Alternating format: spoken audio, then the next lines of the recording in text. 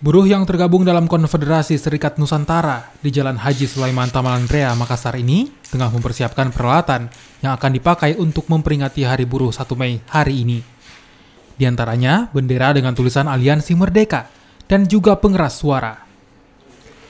Menurut rencana, Konfederasi Serikat Nusantara ini akan menurunkan sebanyak 1.000 buruh yang terbagi di 3 tempat, yakni di Bundaran Bandara Sultan Hasanuddin, di bawah flyover, dan juga berakhir di kantor Gubernur Sulawesi Selatan.